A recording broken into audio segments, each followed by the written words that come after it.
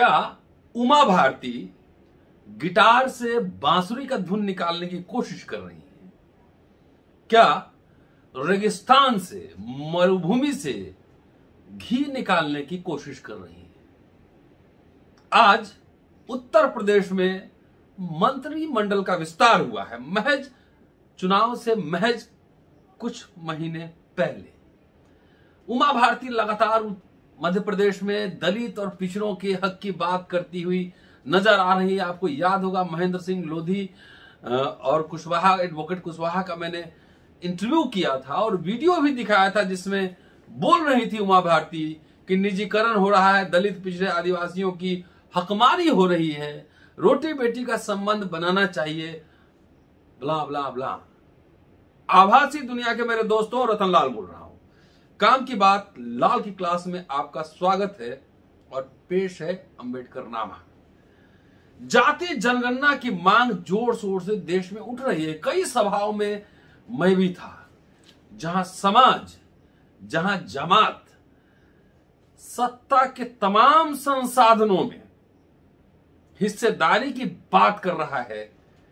क्या वहां पिछड़े जमात के नेता सिर्फ सत्ता में अपना मंत्रिमंडल सुनिश्चित करने के लिए दलित, पिछड़ों, आदिवासियों का इस्तेमाल कर रहे हैं? बड़ा सवाल है, ये सोचने की बात है। ये क्या नेताओं को मंत्रिमंडल दे दिया जाए, अगर उमा भारती जी को एचआरडी मिनिस्टर बना दिया जाए, तो क्या पिछड़ों की समस्या का समाधान कर पाएंगी? बड़ा सवाल उठा रहा हूं। लगातार वो बोल रही। आज ताबड़तोड़ उमा भारती ने 8 ट्वीट किए हैं और मैं जानता हूं कि वे ट्विटर फ्रेंडली नहीं होंगी। कोई उनका सहयोगी होगा जो ट्विटर पर लिख रहा होगा, संजोग नहीं है। 1 2 3 4 5 6 7 8 आठों ट्वीट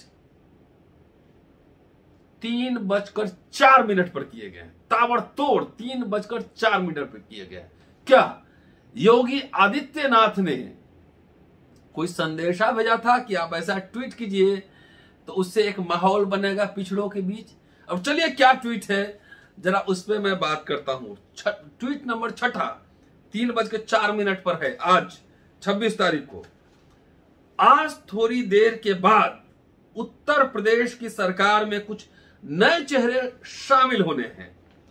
इसमें पिछड़े एवं दलित की ही प्रमुख रूप से भागीदारी हो, यह हमें ध्यान रखना चाहिए। उत्तर प्रदेश में ट्राइबल कम है, न के बराबर, इसलिए वहां आदिवासी नहीं बोली है। दलित और पिछड़ों की सुनिश्चित अच्छी हो, ये ध्यान रखना चाहिए। 7वां नंबर ट्वीट। आज के मंत्रिमंडल विस्तार में लोधी समाज एवं अन्य पिछड़े दलित समाज को ठीक से भागीदारी हो जाए। उत्तर प्रदेश के भाजपा नेता आज इस पर सजग रहे हैं। सब में इसमें ट्वीट में ऐड किए हैं, टैग किया है। नरेंद्र मोदी, अमित शाह, दत्ता हसबोले, अरुण कुमार, आरएसएस, तमाम कई नेताओं को उन्होंने टैग किया है इसमें कि लोधी समाज, क्योंकि उमा भारती लोधी समाज की है, वो लोधियों के बीच जाकर चुनाव में प्रचार करती हैं, भाजपा के लिए वोट लेकर आती हैं, और जब वोट मिल जाता है तो एक को मंत्री बना दिया जाता है। बाकी समाज की हिस्सेदारी की एकदम तबीयत से फांस लगाकर, जनों का फांस लगाकर उनके हितों की हत्या कर दी जाती है। ट्वीट नंबर 8 3:04 पे है, लेकिन सीरियल नंबर में थोड़ा पलट रहा हूं। 5 ट्वीट और बाद में बताऊंगा, जो सबसे रेलेवेंट है वो पहले बता रहा हूं। मैं तो सभी की हूं तथा संसार के सभी अभावग्रस्त लोग मेरी आत्मा में बसते हैं। क्या इमोशनल ट्वीट है। लेकिन पार्टी विशेष रूप से मुझे चुनाव प्रचार के समय लोधी समाज एवं अन्य पिछड़े समाज के क्षेत्र में भेजती है। जब वो मेरी अपील पर भाजपा को वोट देते हैं तो मुझे भी खुलेआम उनकी बात पार्टी से कहनी पड़ती है, सिर्फ कहनी पड़ती है। आप मंत्रिमंडल में जगह दिलाने के लिए ट्वीट 3:04 में कर रही थी, जबकि शाम में मंत्रिमंडल का विस्तार हुआ है। योगी जी का ट्वीट कितने बजे आया है वो भी मैं आपको बताऊंगा।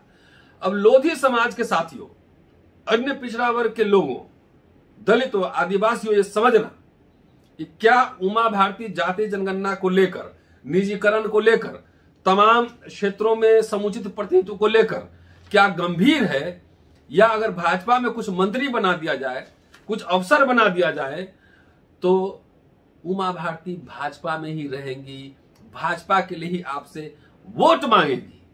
तो आपको यह तय करना है कि भाजपा अगर आप दे भी दे, अभी तो आपके आईएएस में कल हकमारी हुई है, आपने देखा है 75 गोपनीय सीट रखा गया है, ये बात है। तो खेला समझिए, कहीं ऐसा तो नहीं है कि आरएसएस, भाजपा और तमाम ऐसे लोग उमा भारती का इस्तेमाल कर रहे हैं चुनाव में आपके वोट के हेराफेरी के लिए, जिससे आप 5 साल लड़ते रहें।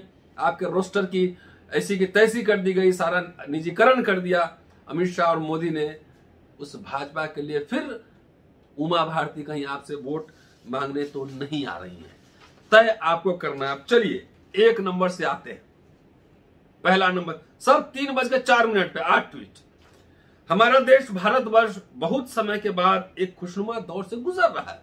वाह, फॉर हुम, किसके लिए उमा जी, बताया नहीं।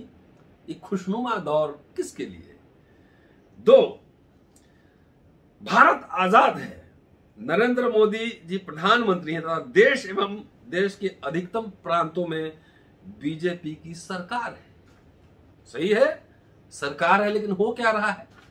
आप क्यों बाहर हैं? आप नाराज क्यों हैं? 3, जब दुनिया हाईटेक हुई तभी भारत में भाजपा का शक्तिशाली उदय हुआ। पूरा संसार एक दूसरे के बहुत नजदीक आ गया, ये बात सही है। व्हाट्सएप यूनिवर्सिटी का इस्तेमाल करके, सोशल मीडिया का इस्तेमाल करके नरेंद्र मोदी साहब सत्ता में आए थे, लेकिन वही नरेंद्र मोदी और अमित शाह सोशल मीडिया पे अंकुश लगाना चाहते हैं। ये आपको नहीं पता है, आपके सहयोगी ने आपको बताया नहीं है, लेकिन मैं बता देता हूं। लगातार सोशल मीडिया को कंट्रोल करने के लिए बहुत सारे लोगों को जेल भेजा चुका हूं उमा जी, बहुत सारे लोग जेल जा चुके हैं, आपको नहीं पता है। तो जब तक आपके लिए यूजफुल था, बहुत बढ़िया था, अब उस पर आपकी आलोचना हो रही तो खराब है। चलिए 4 नंबर, भाजपा की देश में प्रचंड बहुमत से 2014 और 2019 में सरकार बनी तथा कई प्रांतों में सारे देश की आबादी का बहुमत बीजेपी के साथ रहा। नरेंद्र मोदी जी सबके नेता हैं, सबको प्रिय हैं। पक्का आपको भी प्रिय हैं तो आप मंत्रिमंडल में रहना चाहिए, आप तो अभी अज्ञातवास में हैं। चलिए 5वां नंबर, पहली बार देश की सर्वाधिक पिछड़ी जातियों ने बीजेपी फॉर इंडिया को ही वोट दिया। सही बात है, किंतु जब केंद्र और राज्य में सरकार बनती है तो पिछड़े, दलित एवं आदिवासी सत्ता में अपना स्थान खोजते हैं एवं उन्हें कई बार निराशा लगती है। सही बात है, अब समझ में आया। हम लोग पहले से जानते हैं कि जनेऊ लीला क्या है उमा जी, कभी मिलेंगे तो आपको विस्तार से समझाएंगे कि जनेऊ लीला के क्या मायने हैं। क्या आप ये कहना जाति जनगणना पे स्टैंड लीजिए। भाजपा सरकार ने जाति जनगणना को सिरे से खारिज कर दिया है और सुप्रीम कोर्ट में कहा है कि it would not be feasible, ये संभव नहीं है। क्या आप भाजपा के खिलाफ मोर्चा खोलेंगी? लोधी भाइयों, अति पिछड़ा भाइयों, ध्यान से और गौर से ये एपिसोड सुनना और जगह जगह शेयर करना।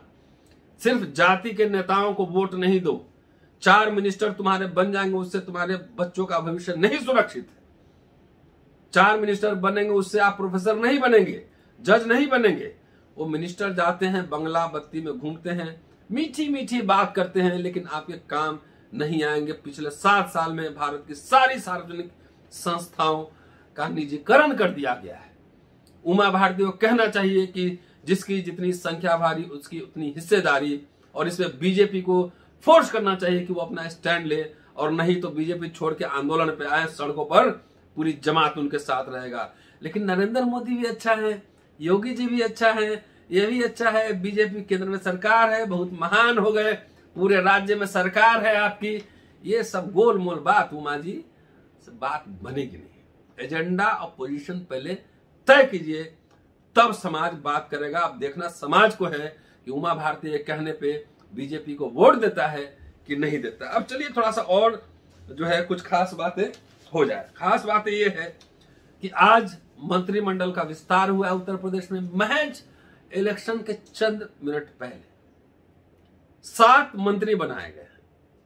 जितिन प्रसाद का नाम आपने सुने, वो जितिन प्रसाद, पिताजी उनके कांग्रेस में थे, वो भी कांग्रेस में थे, लेकिन वो थोड़ा सा लपेट के जनेऊ कहीं और चलते थे।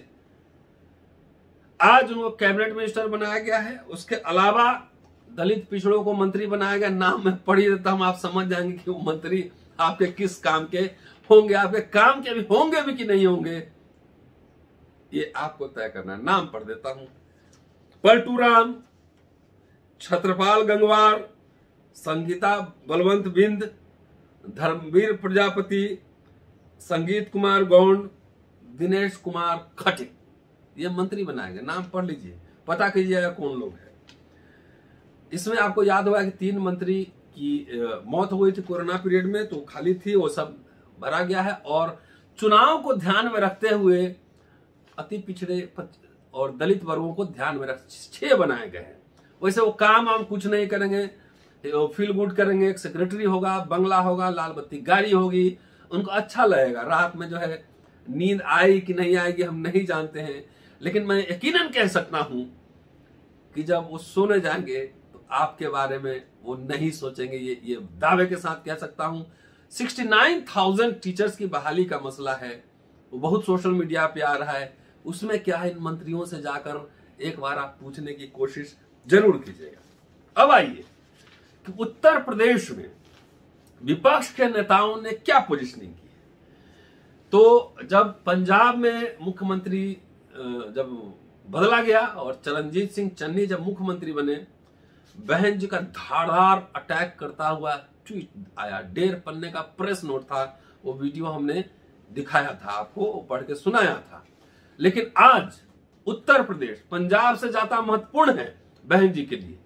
लेकिन आज उत्तर प्रदेश में मंत्रिमंडल के विस्तार पर क्या वहां पे प्रलोभन दिया गया है? चुनाव से पहले लीला रचा गया है? अब तक जब तक वीडियो बना रहा हूं तब तक कोई ट्वीट उनका नहीं आया है। लेकिन योगी आदित्यनाथ का ट्वीट है, उत्तर प्रदेश मंत्रिमंडल में शामिल हुए सभी सदस्यों को हार्दिक बधाई एवं शुभकामनाएं।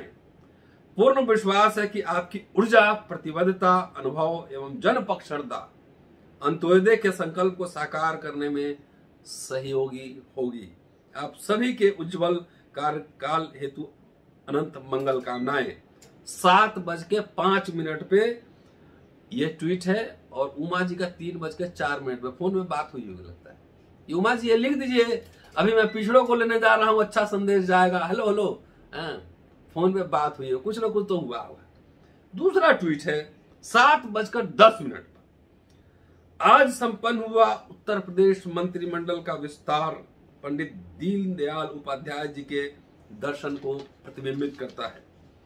आज का विस्तार हर तबके को प्रतिनिधित्व, सामाजिक संतुलन की भावना, समरसता का संदेश तथा अंतिम पायदान पर खड़े व्यक्ति को अवसर प्रदान करने की मंशा से ओतप्रोत है। वेरी गुड, बहुत बढ़िया। देखते अब बहन जी का कोई ट्वीट नहीं है। उत्तर प्रदेश में पता नहीं विस्तार हुआ है, उनको नहीं पता है कि उसमें दलित पिछड़े मंत्री बनाए गए हैं। लेकिन अखिलेश यादव और ओम प्रकाश राजभर का ट्वीट जरूर आया है। अखिलेश यादव का ट्वीट आया है, उन्होंने लिखा है कि उत्तर प्रदेश की भाजपा सरकार का मंत्रिमंडल विस्तार भी एक छलावा है। 4.5 साल जिनका हक मारा आज उनको प्रतिनिधित्व देने का नाटक रचा जा रहा है। जब तक नए मंत्रियों के नामों की पट्टी का रंग सूखेगा तब तक तो 2022 के चुनाव की आचार संहिता लागू हो जाएगी। भाजपाई नाटक का समापन अंक शुरू हो गया है। ओम प्रकाश राजभर ने ट्वीट किया कि उत्तर प्रदेश की भाजपा सरकार मंत्रिमंडल विस्तार में जिन नए मंत्रियों को शपथ दिलाई है, भाजपा सरकार 4.5 वर्ष तक पिछड़े, दलित, वंचित वर्गों का हक लूटती रही। हिस्सेदारी तो नहीं दी। जैसे चुनाव के कुछ महीने बचे तो वोट लेने के लिए मंत्री बनाकर ढिंढोरा पीटने लगे। 2022 में भाजपा की विदाई तय है। इनका 7:30 बजे ट्वीट आया है। बहन जी का कोई ट्वीट नहीं है। सवाल उठता है, उमा भारती आजकल एक्टिव हैं सोशल मीडिया पे, मीटिंग कर रही है ओबीसी महासभा के साथ, तो ओबीसी महासभा वालों से पूछा जाना चाहिए, उनको पूछना चाहिए उमा भारती जी से, क्या आप भाजपा दलित पिछड़ों की सबसे हितैषी नंबर 1 है? अगर नहीं है तो आप भाजपा के साथ कब तक रहेंगी? सड़कों पर कब तक उतरेंगी? राम मंदिर के लिए खुद रहते सड़कों पे उतरे हुए थे, लेकिन यहाँ पे इस मुद्दे पर कोई पिछड़ा नेता जनगणना के मसले पर, लालू यादव तेजस्वी ने चिट्ठी लिखा है, लालू यादव ने ट्वीट किया है, नीतीश कुमार, तमाम जो भी लोग हों, जनगणना के सवाल पर सड़क पर उतरने के लिए तैयार नहीं है। समाज आपको अपने जाति के नेताओं के चक्कर में मत रहिए, वो आपके हितों की हेरा फेरी करके मंत्री बन लेगा, आपके बच्चों को यूनिवर्सिटी कॉलेज नहीं मिलने वाला है। शुक्रिया, keep watching and sharing Ambedkarnama. अगले एपिसोड में फिर मिलता हूं। शुक्रिया, जय भीम।